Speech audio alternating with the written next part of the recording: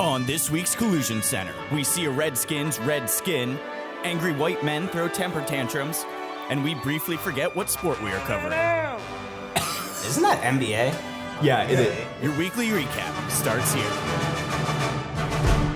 Woo! Welcome everybody to a spooky, scary Collusion Center.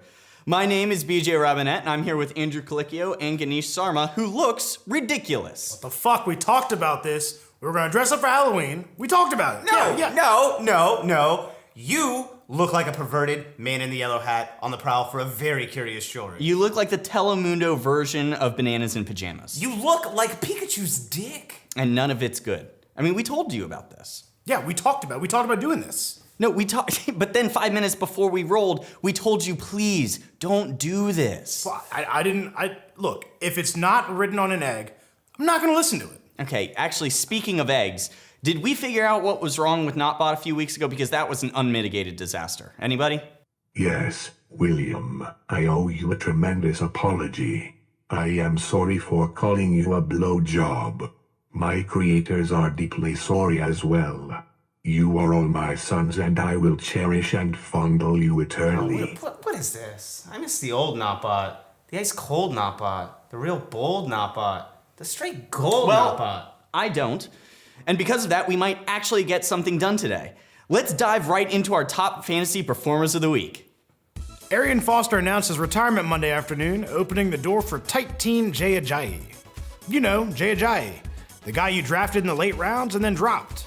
Only for him to come roaring back on your opponent's team this week, putting up a cool 200 yards for the second time in 2 games. The new question is Ajayi really that good? Of course he fucking is. Have you seen him play? He's strong like ox and slicker than a seabird after Deepwater Horizon. And sticking with running backs, how about San Diego's Melvin Gordon? He only had 68 rushing yards, but he also put up 53 receiving yards and 3 touchdowns. 3 touchdowns. My sweetest Melvin. 10 touchdowns so far this season. More to come, I assure you all. Oh, how I reflect on the days I spent in beautiful San Diego. Laughing, loving, weeping, fucking. A great place for tender fathers to raise their powerful sons. Alright, fuck off for a second, bitchbot, and let me finish. It looks like the Chargers are looking to get Gordon more involved in the passing game, and while he's rushing for under 4 yards per carry, he already has 10 touchdowns through 7 weeks. And finally, special props to half Mennonite, half Yeti, Andrew Luck, who's actually been able to live up to his potential despite getting sacked more than ever this season. He rubbed the Titans defense raw, throwing for 3 touchdowns and 353 yards on Sunday. Andrew, you're a disgusting person and a spit dribbler, but you're all right in my book. Thanks, Beach. And that brings us to our roundtable discussion of the week. We're approaching the halfway mark of the season, and it seems like a good time as any to overreact and make terrible predictions for what we can expect along the rest of the way. Anybody have anything they want to regret later? Yeah, well, I don't have anything I want to regret, but I Maybe just want to this banana say, costume? I love this, actually. I'm going to wear this from now on forever. Okay. The AFC South and the North, they're both just garbage divisions. I mean, it's awful. I mean, you have the South, you have the Texans, Colts, Titans, Jaguars. None of them have been particularly impressive. The Colts should end up winning that. Titans are looking a little bit better now. The North, I mean, the Bengals and the Browns. I mean, what the fuck? The Browns are 0-7. I know. Not terribly surprising. Well, but yeah, you come think on. they would have at least managed to get a win. Yeah, Something. It's a not tie, awful. maybe. Yeah. Given the Don't lead. even talk to me about that garbage game that we saw Sunday night. Wow. That was I turned it awful. off. Well, let's talk about Crazy Eyes over in Minnesota. Man, he's been looking pretty good. I mean, barring the game against my teens, he was doing pretty well. No, Minnesota is very good. I love what they're doing. Their defense is nuts. Yeah, it's a formidable defense. Stephon Diggs, watch out for him. He's coming back soon. When he comes back, I think they're going to be on point. And I mean, who would have guessed after losing AP, after losing Bridgewater? I mean, come on. I know. I mean, you could argue that those injuries have actually helped them because Jarrett McKinnon looks really good. Bradford looks, pretty good. And yeah, I mean they're just meshing well together. Yeah. Well, I mean, again, not when they play the Eagles, but Speaking of the Eagles, NFC East, it's a good looking surprisingly good. Probably the strongest First in the time league. in a long time. Yeah. Yeah, I would say they look good, but Brock Osweiler, let's talk about things that look bad. He's the worst looker. He looks really awful. Yeah. What happened? Look, a lot of people saw this coming. He just doesn't have what it takes. He underthrows every pass. He was only good last year because he had a strong offensive line and a great receiving core. Throw him on any other team, and he just does not look good. That's true. Well, you know who's a good looker? Who? Tommy. No way. Yeah. That's true, though. Here we go. He's got 5 of them. He's got 5 of them. Let's go to Tommy's top 5 plays of the week. Ladies, gentlemen, welcome back to my top 5 plays of the week.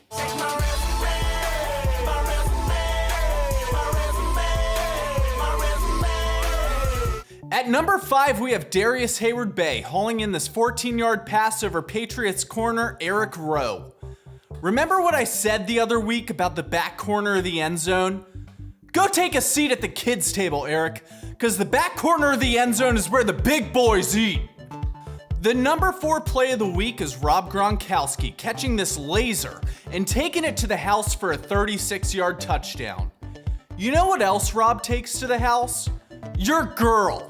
And he doesn't even call her in the morning. At number 3, we have Damian Williams running for 12 hard yards and dragging a pile of Buffalo defenders into the end zone. That's some honest running. I respect that, Damian. Let me paint you a picture. You're at the 48-yard line. There's 7 seconds left until halftime. And your quarterback has red hair. The number 2 play of the week is AJ Green miraculously retrieving this Hail Mary in the end zone. It's not the first time he's done it, and I'm sure it won't be the last. That boy's Carolina raised! At number 1, we have a play from a game that started at 9:30 a.m. in London, because nothing says football more than London in the morning. Watch as Landon Collins catches this ricocheted ball, weaves wildly throughout the field, then guts a pile of Rams offensive players for a spinning touchdown. Landon, I've heard you wear the number 21 in memory of Sean Taylor. That play would have made Sean proud.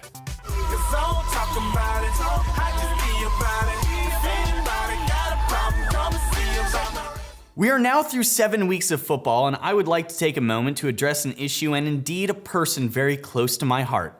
Carrie Underwood and her opening song for Sunday Night Football. Carrie, we had a great thing going on for 3 years, and now this is how you do me? The original Waiting All Day for Sunday Night was just the dankest of tunes, a real barn burner. It was signaling the start of the day's best matchup. Every Sunday night, I was ready to sink into the couch and be embraced by those warm, soft riffs of yours that just felt so right.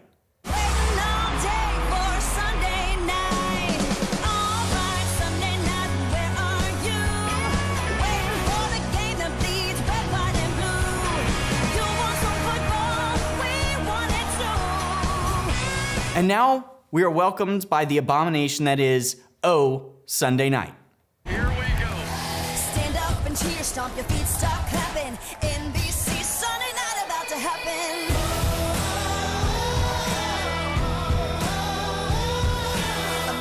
Look, I get that you want this to be your own thing. Maybe you're tired of the comparisons to Faith Hill, and I understand that. But you are killing me. Your rendition of Waiting All Day for Sunday Night was the lovely person you bring over for all of your friends and family to meet, not the stumbled drunk through the door with vomit down your dress that Oh Sunday Night has become. I hope we can talk through this, Carrie, because I really do want this relationship to work. Maybe next Sunday it will be different. I don't know, but I'll be waiting. We're running out of time here. Sorry, before any further, BJ, can we roll that clip of Eli again real quick? It's so bad. You think he actually plays guitar? Yeah. I think he was the dude in the common room that tried for like 2 weeks. Yeah. Before we go, How about we go around the table and pick matchups that we're looking forward to this coming week? You don't even need to ask, BJ. Eagles, Cowboys, Wentz, Prescott, tight teens, tight jeans. Both of these teams are riding high right now, like my jeans. The Eagles are coming off an impressive, commanding, ball-crushing win against Minnesota's Purple Petersons, while the Cowboys, under big, strong Dak, have taken the league by storm. I'm rolling with my Eagles in this one because I'm a huge homersexual. Philly takes this 24-21. Andrew likes his teams, and there's nothing wrong with that. Me? Well, call me a simple-minded fool, but I'm a warm-blooded American who likes a cutthroat rivalry. That's why my game of the week is San Diego at Denver. The last time these two teams matched up, the Chargers managed to beat the Broncos mostly on the back of their kicker Josh Lambo, who knocked in 4 field goals. Denver got revenge on baby Brock Osweiler last week and will look to strike a fear in Phillip Rivers' heart that only God can. Hey, here's a hot take. Man, it's a hot one. Rivers is going to pray extra hard this week, and the Chargers take this 28-17. Now, as you all know, I am a human garbage can full of mostly Taco Bell, hot dogs, and eggs. What you don't know about me is I also like other garbage things like Coors Light, leaving the house head to toe in sweats, and football games featuring the Cleveland Browns. Why the Browns, you might ask? Well, they're one of the few things in my life that actually make me feel better about myself. This week, they face the New York Jets at home. Now, just to be clear, I am not recommending this game because it's not going to be one worth watching. No. I'm recommending this game as a chance for you to do literally anything else. Turn off the TV, throw it in the trash can, and go enjoy a football-free afternoon. Go read a magazine. Time? Popular Mechanic? Find an abandoned building and throw a tennis ball against it for 3 hours. Jerk off with a friend. Start a new religion. Literally do anything else but watch this game. My prediction?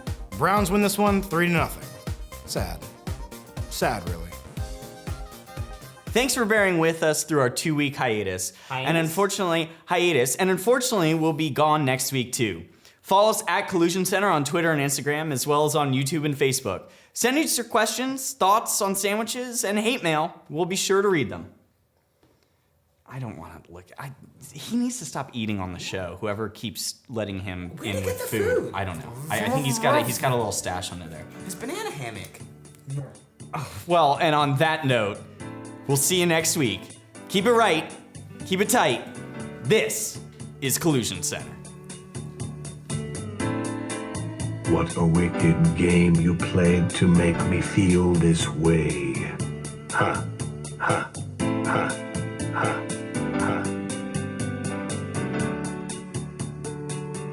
Yeah, you know, you stop it and then they complete a 40-yard pass downfield and you want to kill yourself.